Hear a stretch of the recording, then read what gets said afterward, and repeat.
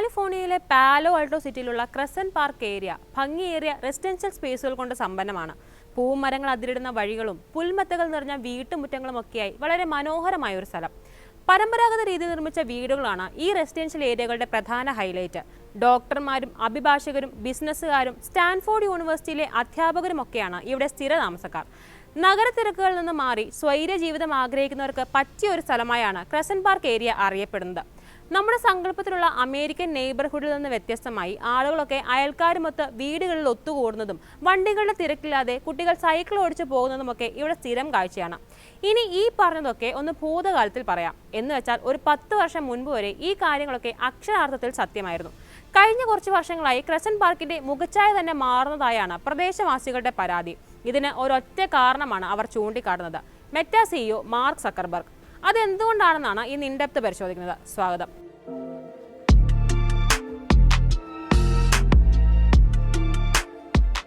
Crescent ഏരിയയിലെ താമസക്കാരിൽ പ്രധാനിയാണ് mark Zuckerberg. പങ്കാളി പ്രിസില്ലയ്ക്കൊപ്പം 14 വർഷങ്ങൾക്ക് മുൻപാണ് സക്കർബർഗ് ക്രസന്റ് പാർക്കിൽ താമസമാക്കുന്നത്. എന്നാൽ അന്നു മുതൽ പ്രദേശത്തെ ഒരുവിധപ്പെട്ട എല്ലാ ഏരിയകളും സക്കർബർഗ് വാങ്ങി. ഇപ്പോൾ ഇവിടുത്തെ 2 സ്ട്രീറ്റ് അപ്പാടെ സക്കർബർഗിന്റെയും പ്രിസില്ലയുടെയും പേരിലാണ്. സ്വകാര്യതയ്ക്ക് വേണ്ടിയാണ് സക്കർബർഗ് തന്റെ വീടിന് ചുറ്റുമുള്ള പ്രദേശം ഭൂരിഭാഗവും സ്വന്തമാക്കിയത്. എന്നാൽ സക്കർബർഗിന്റെ ഈ സ്ഥലം വാങ്ങിക്കൂട്ടൽ കാരണം തങ്ങളുടെ സ്ഥലത്തിന്റെ സ്വാഭാവികത നഷ്ടപ്പെട്ടുവെന്നാണ് പ്രദേശവാസികളുടെ പരാതി. പ്രദേശത്തിന്റെ സാമൂഹിക സ്ഥിതി തന്നെ സക്കർബർഗ് കാരണം നഷ്ടപ്പെട്ടുവെന്നും ഇവർ കൂട്ടിച്ചേർക്കുന്നുണ്ട്. 2011 5600 സ്ക്വയർ ഫീറ്റിൽ ഒരു വീട് വാങ്ങിയാണ് സക്കർബർഗ് ക്രസന്റ് പാർക്കിൽ താമസമാക്കുന്നത്. പൈതൃക മേഖലയായ എഡ്ജ് വുഡ് ഡ്രൈവ് എന്ന സ്ഥലത്ത് ഒരു പരമ്പരാഗത അത്യാഡംബര ബംഗ്ലാവ് വിലയ്ക്ക് വാങ്ങുകയായിരുന്നു സക്കർബർഗും പ്രിസില്ലയും. പാലോ ആൾട്ടോയിലെ തന്നെ ഏറ്റവും കാലപ്പഴക്കം ചെന്ന വീടാണിത്. എഡ്ജ് വുഡിൽ പ്രത്യേക സംരക്ഷണം നൽകി റിനോവേറ്റ് ചെയ്ത് വരികയായിരുന്നു ഇത്. കാലിഫോർണിയയിൽ മെറ്റയുടെ ഹെഡ്ക്വാർട്ടേഴ്സ് സ്ഥിതി ചെയ്യുന്ന മെൻലോ പാർക്കിൽ നിന്ന് 3 മൈലുകൾ മാത്രം മാറിയാണ് എഡ്ജ് വുഡ്. സക്കർബർഗ് താമസം തുടങ്ങിയത് മുതൽ ഇതൊരു മൾട്ടി ഹൗസ് കോമ്പൗണ്ടായി വികസിക്കാൻ തുടങ്ങി. വീടിന് ചുറ്റും ഓഫീസ് സ്പേസും പ്രൈവറ്റ് ഏരിയകളുമൊക്കെയായി സക്കർബർഗ് തന്റെ പ്രോപ്പർട്ടിയുടെ രൂപം തന്നെ മാറ്റി. താമസം തുടങ്ങി ആദ്യകാലങ്ങളിൽ വീടിനടുത്തുള്ള പ്രോപ്പർട്ടി മുഴുവൻ സ്വന്തമാക്കുകയാണ് സക്കർബർഗ് ചെയ്തത്. പിന്നീട് 2012-ലും 2013-ലുമായി വീടിനോട് ചേർന്ന 4 വീടുകൾ കൂടി ഇദ്ദേഹം പൊന്നും വില നൽകി വാങ്ങി. ആ കാലത്ത് തന്നെ $40 മില്യൺ വീടുകൾക്കായി അദ്ദേഹം നൽകിയെന്നാണ് വിവരം. ഇതോടെ വീടിന് ചുറ്റും എൽ ഷേപ്പിൽ ഒരു പ്രോപ്പർട്ടി അദ്ദേഹം ഉണ്ടാക്കിയെടുത്തു. പിന്നീട് 2022 തൊട്ട് ഈ വർഷം വരെ സക്കർബർഗ് 6 പ്രോപ്പർട്ടികൾ കൂടി വാങ്ങി. ഇതിൽ 4ന്റെയും ഇടപാട് 15 മാസങ്ങൾക്കുള്ളിലാണ് നടന്നത്. റിപ്പോർട്ടുകൾ അനുസരിച്ച് നിലവിൽ ക്രസന്റ് ഏരിയയിൽ മാത്രം 11 വീടുകൾ സക്കർബർഗിന്റെ പേരിലുണ്ട്. പൈൻ, ബറോ, സീഡ് ബ്രീസ് എന്നിങ്ങനെ പ്രകൃതിയോട് ചേർന്ന് നിൽക്കുന്ന പേരുകളാണ് വീടുകൾക്കെല്ലാം. വീട്ടുകാരെ കണ്ണഞ്ചിപ്പിക്കുന്ന വില നൽകിയാണ് സക്കർബർഗിന്റെ ടീം കയ്യിലെടുക്കുന്നത്. വളരെ കോൺഫിഡൻഷ്യലായി കരാറുകൾ ഒപ്പിടാനാണ് ടീം വിൽപ്പനക്കാർക്ക് നിർദ്ദേശം നൽകുന്നത്. ചിലപ്പോൾ ഇടനിലക്കാരില്ലാതെ വീട്ടുടമസ്ഥരെ നേരിട്ടും സമീപിക്കും. മാർക്കറ്റ് വിലയുടെ 2 ഇരട്ടിയും 3 ഇരട്ടിയും ഒക്കെ ഓഫർ ചെയ്താണ് കച്ചവടം നടക്കുന്നത്. അടുത്തിടെ ഇത്തരത്തിലൊരു വീടിന് നൽകിയത് $14.5 മില്യൺ ആയിരുന്നു. ഇനി വീടിന് ചുറ്റുമുള്ള പ്രോപ്പർട്ടികൾ വാങ്ങി ഭംഗിയിൽ മോടി പിടിപ്പിക്കുകയാണ് മെറ്റ സിഇഒ ചെയ്യുക എന്ന് കരുതേണ്ട. സുരക്ഷയ്ക്കാണ് പ്രാധാന്യം. പ്രോപ്പർട്ടികൾ വാങ്ങിയാൽ വലിയ റിനോവേഷനാണ് പിന്നീട് നടക്കുന്നത്. വലിയ ബംഗ്ലാവുകളൊക്കെ ഇടിച്ചു പൊളിച്ച് ചെറിയ ചെറിയ യൂണിറ്റുകളാക്കി തിരിക്കും. വലിയ ബേസ്മെന്റുകളും മുറ്റവും പൂന്തോട്ടവും ഒക്കെയായി റീക്രിയേഷൻ സെന്ററുകൾ ഇവയുടെ സ്ഥാനത്ത് നിർമ്മിക്കും. സ്വിമ്മിംഗ് പൂളുകൾ നികത്തി ഓപ്പൺ ലോണുകളും പിക്കറ്റ് ബോൾ കോർട്ടും ഗസ്റ്റ് ഹൗസും ഒക്കെ നിർമ്മിക്കുന്നതാണ് മറ്റൊരു രീതി. പ്രധാന വീടിനും അതിനെ തൊട്ടിരിക്കുന്ന കെട്ടിടങ്ങൾക്കും താഴെ 7000 സ്ക്വയർ ഫീറ്റിൽ അണ്ടർഗ്രൗണ്ട് സ്പേസും സക്കർബർഗ് ഒരുക്കിയിട്ടുണ്ട്. ബങ്കറുകൾ എന്നാണ് ഇവയെ പ്രദേശവാസികൾ വിശേഷിപ്പിക്കുന്നത്. യുദ്ധകാല അടിസ്ഥാനത്തിൽ നിർമ്മിച്ചിരിക്കുന്ന സ്പേസുകളാണ് ഇവയെന്നാണ് വിവരം. മിക്ക കെട്ടിടങ്ങളും മനോഹരമായ നടപ്പാതകൾ വഴിയാണ് ബന്ധിപ്പിച്ചിരിക്കുന്നത്. ഈ പ്രോപ്പർട്ടിയെ ചുറ്റി കനത്ത മതിൽക്കെട്ടുമുണ്ട്.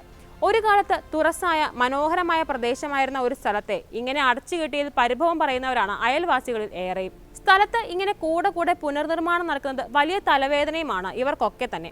നിർമ്മാണ പ്രവർത്തികൾക്ക് എത്തുന്ന വലിയ വണ്ടികളും മറ്റും വഴി തടസ്സപ്പെടുത്തുകയും ചിലപ്പോൾ മറ്റു വണ്ടികൾക്ക് ബുദ്ധിമുട്ടുണ്ടാക്കുകയും ചെയ്യുന്നതായി ഇവർ ചൂണ്ടിക്കാട്ടുന്നുണ്ട്.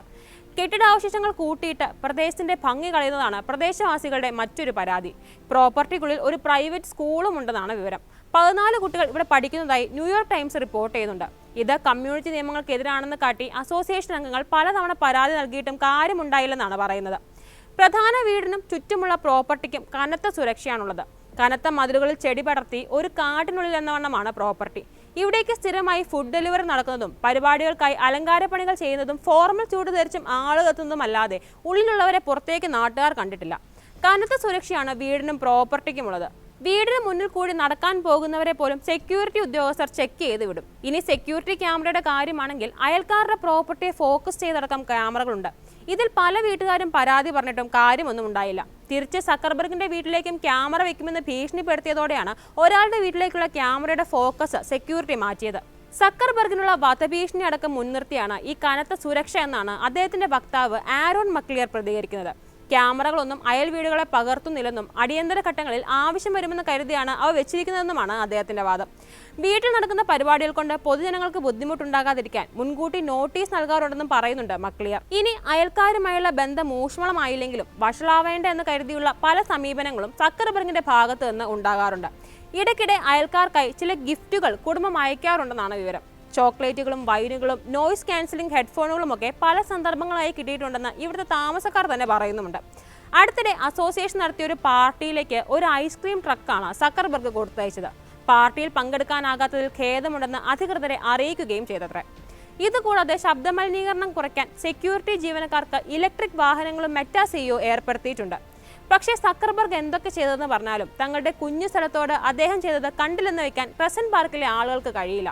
ഇളം വെയിലുള്ള വൈകുന്നേരങ്ങളിലെ ഒത്തുകൂടലും JCBയുടെ ശബ്ദമില്ലാത്ത പകലുകളുമൊക്കെ ഇവർക്കിപ്പോൾ വിദൂര സ്വപ്നമാണ്. തങ്ങളുടെ ഇഷ്ടത്തിനനുസരിച്ച് ഒരു ഭൂപ്രകൃതി അപ്പാടെ മാറ്റുന്ന ടെക് ശതകോടീശ്വരന്മാരുടെ സമീപനം എത്രത്തോളം അസഹനീയമാണെന്ന് ചൂണ്ടിക്കാട്ടുകയാണ് അവർ.